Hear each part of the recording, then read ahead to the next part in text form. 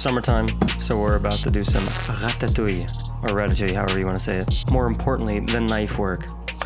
To keep this safe and not to cut something that rolls, we're going to stand them upright and cut them into planks on their side on a flat surface, and then geometrically keep everything at similar dimensions if possible.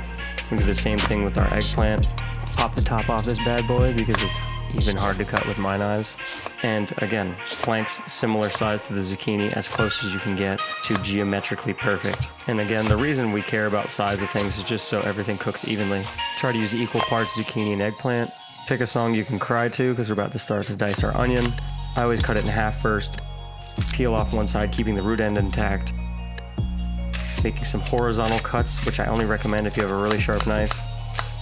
Cut 90% of the way through, rotate 90 degrees, and then cut the same thickness to get a nice even dice.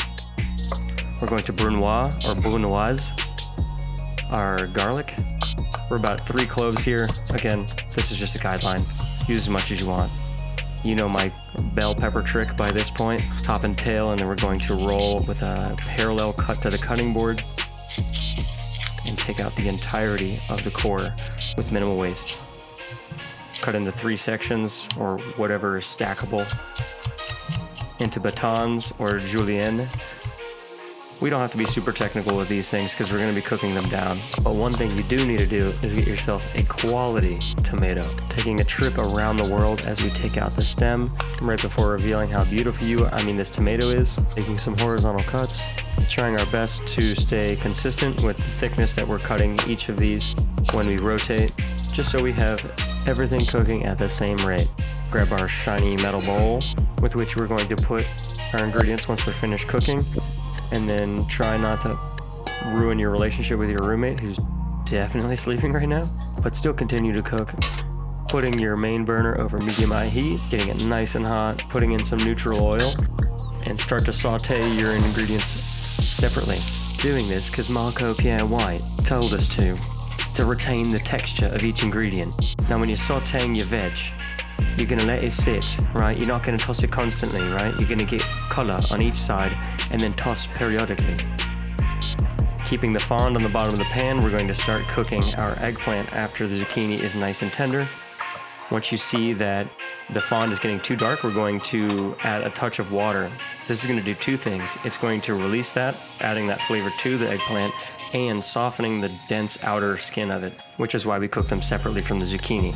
We're also going to cook them a little bit further to make sure that they aren't bitter. Add in a Gordon Ramsay tablespoon of olive oil, and then start with your aromatics. We're going to saute these until they are translucent, seasoning as we go. Once they've gotten to a nice golden stage, we'll add our garlic. Cook for 30 seconds and then add our tomato paste, and then cook the raw edge off. This is our secret weapon to getting a flavorful tomato sauce in less time. Now, to add the real tomato flavor, we're going to add in our tomatoes, crush them, and then simmer this for about 5 minutes. Once it gets to this consistency, we're going to taste and adjust for seasoning. Once we're satisfied with that, we're going to re-add our vegetables that we cooked separately to maintain the texture of. Toss in our tomato sauce. Cover in herbs to Provence, which is mainly thyme, rosemary, lavender, and a few other things like oregano. Add some fresh thyme and get ready to plate up. I'm using a ring mold here mainly because I want to be extra about how I'm plating this, but also to demonstrate how versatile this can be because of the texture we achieve by cooking everything separately. It's no confibiality, but man is it pretty. And it is a beautiful plate of vegetables by itself and perfect with a nice seared sea bass. But if you just want to feel like you're on the south of France, this is the ticket. Thank you for coming to my TED Talk, and don't forget to like and subscribe, do your damn dishes per usual, and I'll see you in the next one. You know, if you stick around, that is.